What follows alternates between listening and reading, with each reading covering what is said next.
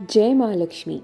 आइए प्रारंभ करते हैं श्री महालक्ष्मी गज व्रत कथा। एक समय महर्षि श्री वेद व्यास जी हस्तिनापुर पधारे। उनका आगमन सुन महाराज धृतराष्ट्र उनको आदर सहित राजमहल में ले आए। स्वर्ण सिंहासन पर विराजमान कर चरणों तक ले उनका पूजन भी किया। श्री व्यास जी से माता कुंती और गांधारी ने हाथ जोड़कर प्रश्न किया कि हे महामुने, आप त्रिकालदर्शी हैं, अतः आपसे हमारी प्रार्थना है कि आप हमको ऐसा कोई सरल व्रत तथा पूजन बताएं जिससे हमारा राज लक्ष्मी, सुख संपत्ति, पुत्र पौत्र आदि व परिवार सुखी रहे। इतना सुन श्री वेद व्यास जी कहने लगे, हम एक ऐसा व्रत बताते हैं जिससे सदा लक्ष्मी जी का निवास होकर सुख समृद्धि की वृद्धि होगी। यह श्री महालक्ष्मी का व्रत है जिसे प्रतिवर्ष अश्विन कृष्ण अष्टमी को विधिवत किया जाता है। हे महामुने, इस व्रत की विधि हमें विस्तार पूर्वक बताने की कृपा करें। तब व्यास जी बोले, हे देवी, यह व्रत भाद्रपद शुक्ल अष्टमी से प्रारंभ किया जाता है और इस दिन स्नान करके 16 सूत के धागों का डोरा बनाएं और उसमें 16 गांठ लगाएं। हल्दी से पीला करें। प्रतिदिन 16 दूब व 16 गेहूं डोरे को चढ़ाएं। अश्विनी यानी कि कुंवार कृष्ण अष्टमी के दिन उपवास रखकर मिट्टी के हाथी पर श्री महालक्ष्मी जी की प्रतिमा स्थापित कर विधिवत पूजन करें। इस प्रकार श्रद्धा भक्ति सहित महालक्ष्मी जी का व्रत पूजन करने से आप लोगों की राज्य लक्ष्मी में सदा अभिवृद्धि होती रहेगी। इस प्रकार व्रत का विधान बताकर श्री वेद व्यास जी अपने आश्रम को प्रस्थान कर गए। इधर समय अनुसार भाद्रपद शुक्ल अष्टमी से गांधारी और कुंती अपने अपने महलों में नगर की स्त्रियां सहित व्रत को आरंभ करने लगी। इस प्रकार 15 दिन बीत गए। 16वें दिन अश्विन कृष्ण अष्टमी के दिन गांधारी ने नगर की सभी प्रतिष्ठित महिलाओं को पूजन के लिए अपने महल में बुलवा लिया। माता कुंती के यहाँ कोई भी महिला पूजन के लिए नहीं आई।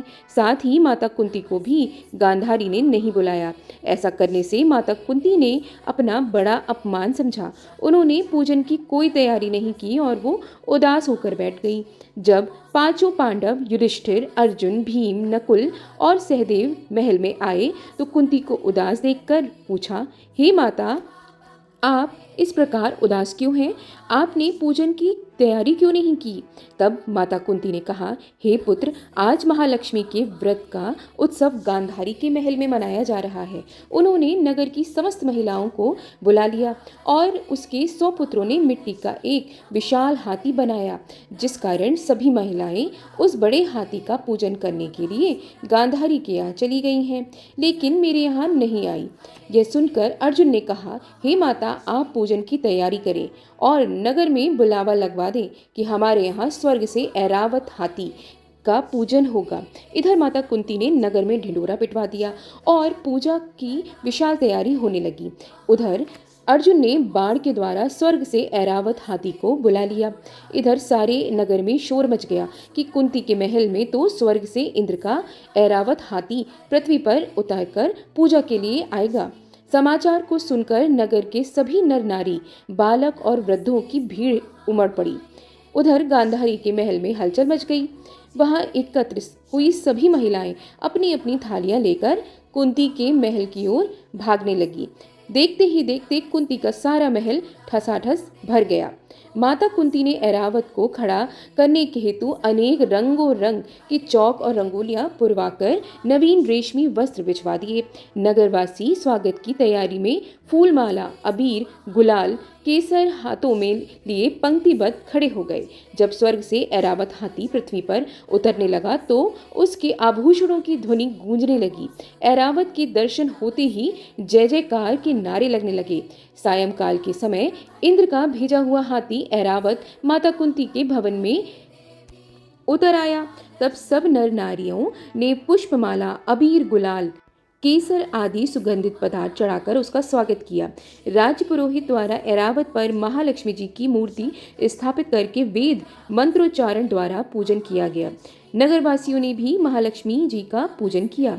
फिर अनेक प्रकार के पकवान लेकर ऐरावत को खिलाए और यमुना का जल उसे पिलाया गया।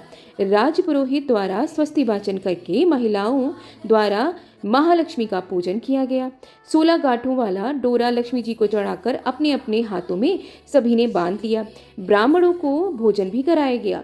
दक्षिणा के स्वरूप में स्वर्ण आभूषण, वस्त्र आदि दिए गए। तत्पश्चात महिलाओं ने मिलकर मधुर संगीत लहरियों के साथ भजन कीर्तन कर संपूर्ण रात्रि महालक्ष्मी जी का व्रत और जागरण किया।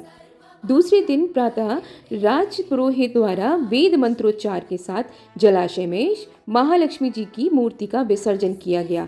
फिर ऐरावत को विदा कर इंद्रलोक की ओर भेज दिया गया। इस प्रकार जो स्त्रियां श्री महालक्ष्मी जी का व्रत विधि पूर्वक करती हैं और उनका पूजन करती हैं, उनके घर में धन धान्य से हमेशा पूर्ण रहते हैं और उनके घर में महालक्ष्मी जी सदा निवास करती हैं। जैसे महालक्ष्मी मैया ने कुंती की लाज रखी और उनके घर में धन धान भर दिया, ऐसे ही इस कथा को सुनने वाले प्रत्येक भक्त की भी माँ इसी प्रकार सभी के घर धन धान्य से सदैव के लिए भर दें।